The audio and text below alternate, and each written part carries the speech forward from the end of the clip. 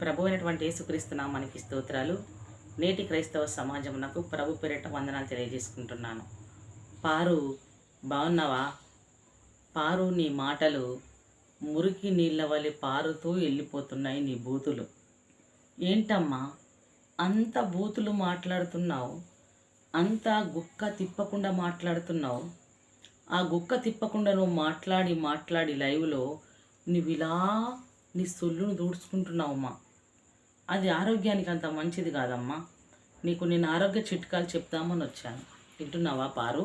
ఎందుకో తెలుసా, అంతగా తొందరపాటు మాట్లాడుతూ అంత గట్టిగా అరుస్తే నరాల వీక్నెస్ వస్తుంది. అదే కాదు హెడ్ఏక్, తలనొప్పి వస్తుంది. అదే కాదు సైడ్ ఎఫెక్ట్స్ వస్తాయి. అదే కాదు గుండెకు ప్రాబ్లం వస్తుంది. అంటే ఇంత గట్టిగా మాట్లాడద్దు పారు. నిదానించి మాట్లాడు. నీవు మాట్లాడే మాట ఎదుటి వారికి అర్థం కావాలి. ముఖ్యంగా నువ్వు మాట్లాడే మాట ఎదుటి వారికి ఉపయోగపడాలి.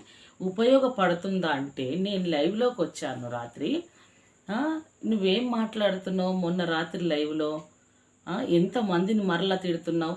నీకు కింద కామెంట్స్ వస్తూనే ఉన్నాయి, ఒక కామెంట్ చదవట్లేదు, తిడుతూనే ఉన్నావు.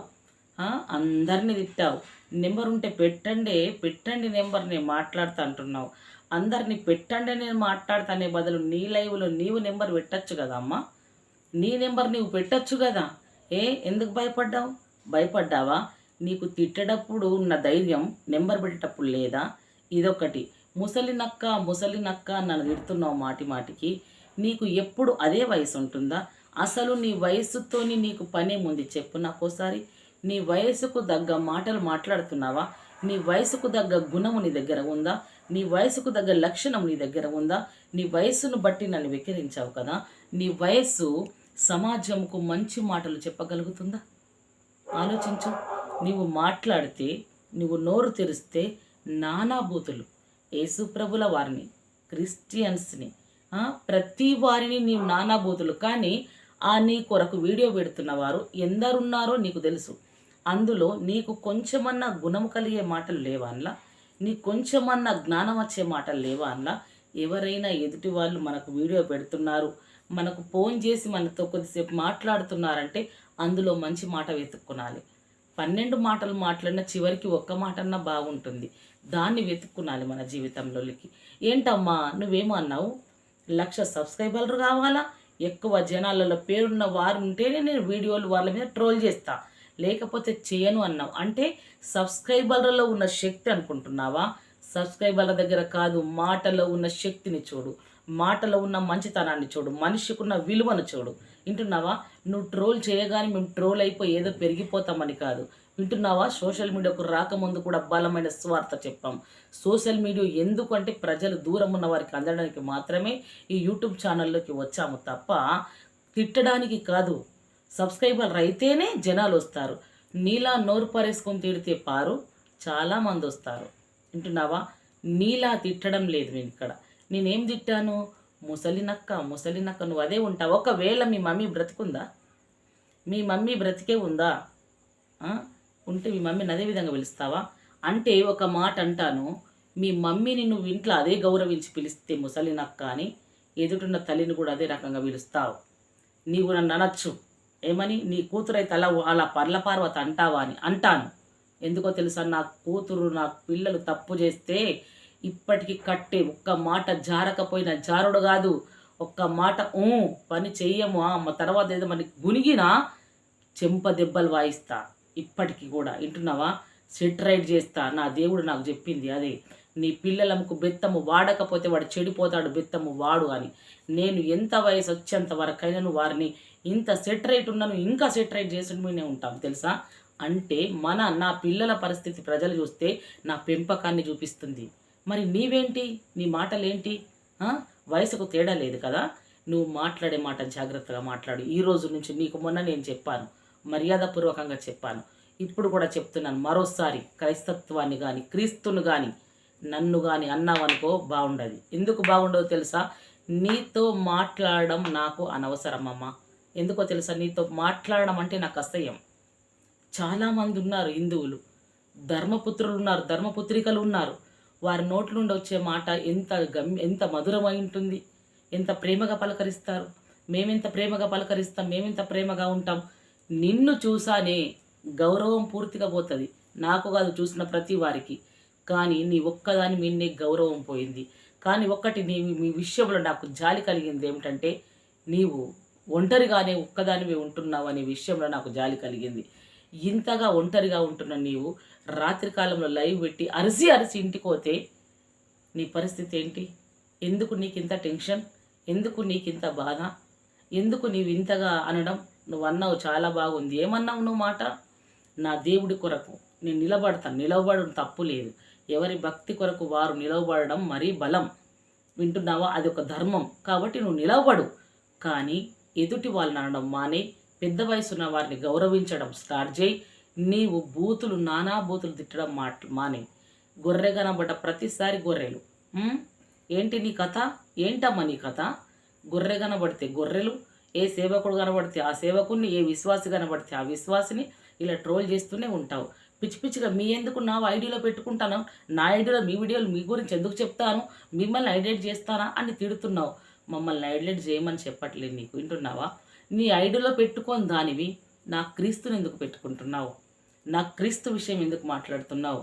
నా క్రీస్తు తల్లి అయిన మరియమ్మ గురించి ఎందుకు మాట్లాడుతున్నావు? ఎటువంటి మాటలు మాట్లాడుతున్నావు? నీవు ఎవరని మాట్లాడతావు? నీవు ఎవరని మాట్లాడతావు? ప్రతి వారిని నువ్వు మాట్లాడుతున్నావు. ఎంతో హిందువులు, స్త్రీలు, బ్రదర్స్, పురుషులు ఎందరో చేస్తున్నారు యూట్యూబ్. ఏ ఒక్కరన్నా కానీ చేయాలి. నీ ధర్మం గురించి నువ్వు ప్రచారం చేసుకో. కానీ ఇతరుల మతస్థులు ఉన్నారే, వారిని అనడం ఆపే.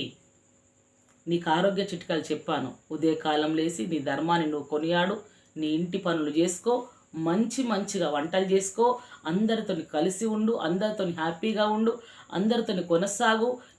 నీకు నచ్చిన నీ మందిరాలలోకి నువ్వు వెళ్ళు. అంతవరకే నీ జీవితం. కానీ నీవు క్రైస్తవుల మీద పడి నేను ధర్మంకు నిలబడతా అని అంటున్నావు తప్ప ఏమీ లేదు. నీలాంటి స్త్రీలు కాదు, మనలాంటి అనేకమంది స్త్రీలు చాలామంది ఉన్నారు. వారు మాట్లాడుతున్నారు మల్లెపూల గురించి, జాగ్రత్తగా మాట్లాడుతున్నారు. వారి పదజాలను చూస్తే వారు తిట్టినా పర్వాలేదు కానీ వినాలనిపిస్తుంది. నీ మాటలు చూస్తుంటే వామ్మో, వింటాడా ఎవడైనా? వింటారా? ఏంటి నీ సంగతి? చెప్పండి, ఏంటి నీ సంగతి? విలువిస్తున్నాననే నేను నువ్వు నన్ను అన్న మాటలకు నీకు అసలు విలువ ఇవ్వకూడదు. కన్నా దేవుడు ఏమి చెప్పాడు తెలుసా? వారేమి చేయుచున్నారో వారు ఎరగరు గనుక వారిని క్షమించండి అన్నాడు కదా. నేను నిన్ను బూతులు తిట్టానా? ఇది దైవ సేవకు రాలా అన్నావు. నీవు నన్ను అన్న మాటకు, ఎప్పటి నుంచో నా దేవుణ్ణి అంటున్న మాటకు, నా దేవుడి పుట్టుకనన్నావు చూడు, ఆ మాటకు ఎప్పుడో నేను నీతో వాదనకు దిగాలి. కానీ అనిపించింది నీ గురించి నాకు తెలుసా. ఇది కూడా నీ మొన్నటి వీడియో ఎందుకు చేయాల్సి వచ్చిందంటే కేవలం నీ వల్ల. రాజ్యాంగాలలో కొన్ని రాసి ఉన్నాయంటారు పెద్దలు. ఒక్క స్త్రీ చేయబట్టి రాజ్యాంగాలు కూలిపోతాయట. ఇది నీ వల్ల తెలుసుకున్నాను నేను. అప్పుడు చూడలేను, కానీ ఇప్పుడు నేను నిజంగా చూస్తున్నాను. నీ వల్ల హిందూ క్రైస్తవులు రోడ్ల మీదకి వచ్చి కొట్టుకునే స్థితికి వచ్చారు ఈరోజు. నీ వల్ల 2 రాష్ట్రాల ప్రజలు సతమతం అవుతున్నారు. కేవలం నీ పదజాలము, నీ నోటి దురుసు వల్ల 2 రాష్ట్రాల ప్రజలు, 2 వర్గాల ప్రజలు ఎన్ని విధాలుగా మాట్లాడుకుంటున్నారు. క్రైస్తత్వాన్ని, ప్రజలను ఎన్ని విధాలుగా మాట్లాడుతున్నారు. పగలు ప్రతీకారాలు పెంచింది ఒక స్త్రీ వల్ల రాజ్యాలు కూలిపోతాయంటే విన్నామే తప్ప చూస్తున్నది నీ వల్లనే. అంత సొల్లుగారిందాక అంత వాగుడేందమ్మా? అంత భయంకరమైన మాటలేంటమ్మా? అన్ని వాడ్సు ఎక్కడి నుంచి అంటే నీ జీవితం హృదయం బైబుల్ సెలవిస్తుంది. ఏమని తెలుసా? హృదయం నిండిన దాన్ని బట్టి నోరు మాట్లాడుతుంది. అంటే నీ హృదయం అంతా ప్రతిదినం వాటితో నిండి ఉంటుందా? ఒక్కసారి నిన్ను నీవు పరీక్షించుకో. నిన్ను, నీ చుట్టూన్న ప్రజల్ని కాపాడడం అంటే మన నోటి నుంచి మురికిగా వచ్చే నీరు పారినట్లు మాటలు కావు పారు. మంచిగా వచ్చే మాటలు మనకు, మన చుట్టూన్న వారికి ఉపయోగపడాలి. మనకు ఉపయోగపడాలి, చుట్టూన్న వారికి మనం ఉపయోగపడాలి. ఆ రీతిగా ఉండాలి మన భాష, మన సంభాషణను మొదటగా మార్చుకో. నీ ఆరోగ్యంను కాపాడుకో. నీ అంతగానం నీ అనారోగ్యం ఈ వీడియో చూసి కూడా నువ్వు నైట్ ఎన్నో వాదనలు పెడతావు. ఈసారి నా మాటలను బట్టి నీ వీడియో మాటల్ని విని నీకు సామాన్యమైన వీడియో చేయను నేను ఇప్పుడు. వింటున్నావా? ఎందుకో తెలుసా? నీ వల్ల 2 రాష్ట్రాలు 2 వర్గాల ప్రజలు సతమతం అవుతున్నారు. కాబట్టి మార్చుకో పద్ధతి, మార్చుకొని సమాజంలో గౌరవంగా జీవించు. ఎందుకు నీ గౌరవాన్ని నువ్వు పోగొట్టుకుంటావు? ఇంకా చాలా ఉన్నాయి నీ గురించి మాట్లాడాలంటే. నెంబర్లు అంటూ నువ్వు పెట్టట్లేదు. నీకు ధైర్యం ఉంటే పెట్టి చూడు, నంబర్ పెట్టి చూడు. క్రైస్తవులు కాదు నీతో మాట్లాడేది, నీ హిందూ ప్రజలే, నీ హిందూ సహోదరులే. వాళ్ళే నీతో మాట్లాడతారు. నీ భాష, నీ సంభాషణ ఏ విధంగా ఉందో మమ్మల్ని పక్కకు పెట్టు. నీకు ధైర్యం ఉంటే నెంబర్ పెట్టుకొని వారితో మాట్లాడు. పెట్టండి అని మమ్మల్ని అంటావేంటి? నువ్వు పెట్టు, నీతో మాట్లాడతారు. అప్పుడు చూడు ఎలా ఉంటుందో పరిస్థితి.